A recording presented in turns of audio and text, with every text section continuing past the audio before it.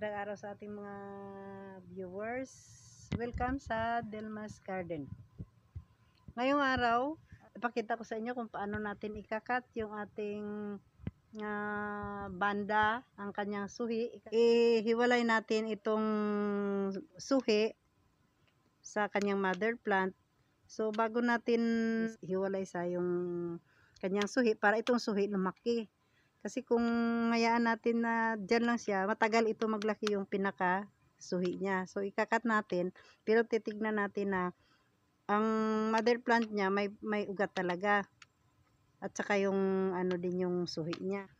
So itong mother plant natin may sarili siyang ugat, pati yung yung pinaka suhi niya may ugat din. Yan ang maiiwan. Ito yung kunin natin at ilipat natin sa ibang lagayan. Kagaya nito, hindi natin pa pwede mailipat. Dapat sana ito, pwede na rin ilipat natin yung mother plant. Hiwalay natin yung kanyang mga suhi. Kaso wala siyang ugat. Hindi natin pwede tanggalin pa. Kasi dapat kailangan pa may ugat siya ito. Antayin muna natin magkaugat ito, ang mother plant niya, bago natin tanggalin itong.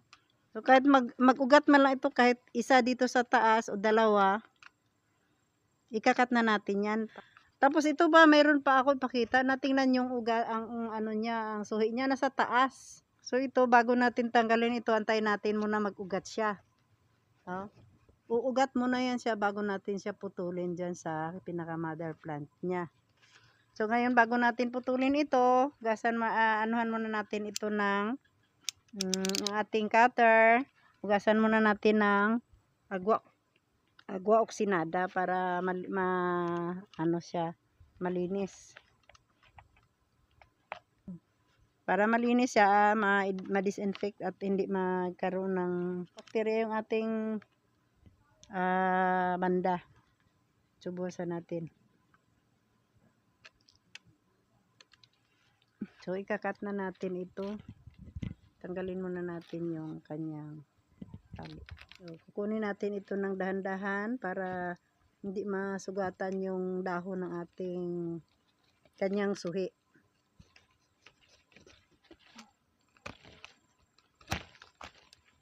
Okay, ito na. So, tanggalin na natin ito ngayon. So, ito na yung natitira niya. Ayan ha, may mga ugat dyan. So, ito yung alagaan natin para tumaba din at magiging ano na rin siya, lumaki din. So, buhusan natin ng agwa oksinada din itong pinag-anuhan natin para hindi magkaroon ng color rot. Okay?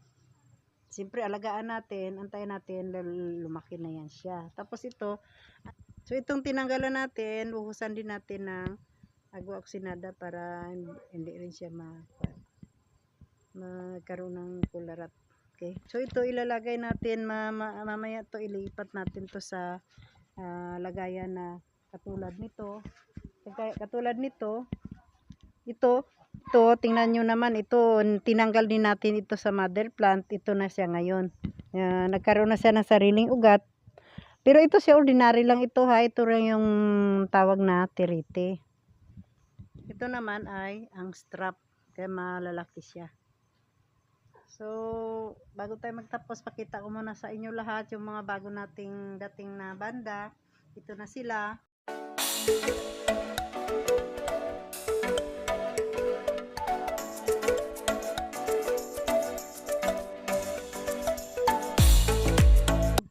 So, ito na sila ang mga bago nating dating. Wala pa mga bulaklak dahil hindi naman nang magdating yan. Wala talaga mga bulaklak dahil masisira daw. Kaya ka-spray ko lang para pampabulaklak. So pagkatapos ng mga 1.5, mga isang linggo't kalahati, mag-spray tayo ulit para makita na natin ang spike. Kasi di ba na basta-basta isang sprayhan lang, lalabas na kaagad ang spike niya. So hanggang dito na lang muna.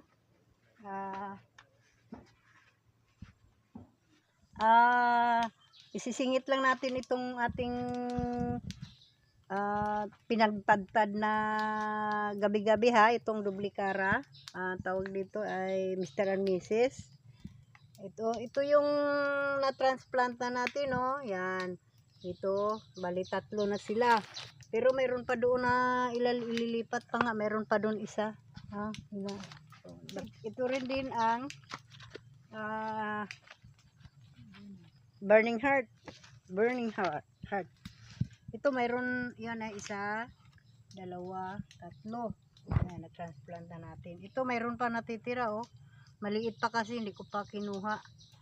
Saka mayroon pa yan dyan. Yun, itong bago pa lang naglabas yung sa lipstick natin. Yung hindi pa masyadong makita, kaya masyado pang, lalo na medyo madilim-dilim na. Kaya hindi pa, mga next week siguro pakita natin din yan. Ito na, tingnan nyo yung ating mga marami na dahil na pang transplant na natin. Yun, ang ating bagong lagayan ng ating mga caladium. Napadami na natin sila. Yan. Ang iba, ito pala ay syngonium, hindi ito caladium, ha. Yan. Yan sila. Yan.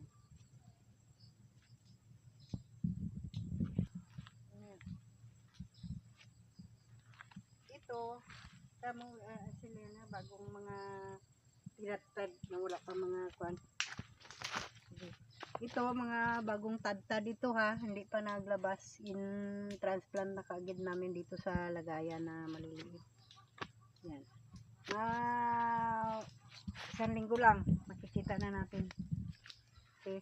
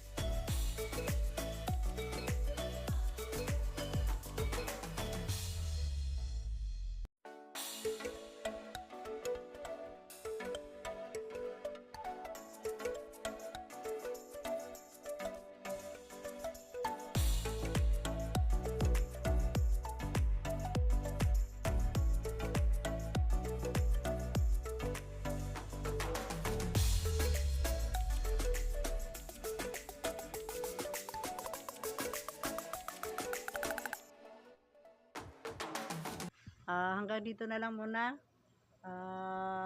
Huwag kalimutan mag-like, comment, and subscribe. I-click nyo na rin ang notification bell para updated kayo sa ating next video. Maraming salamat po.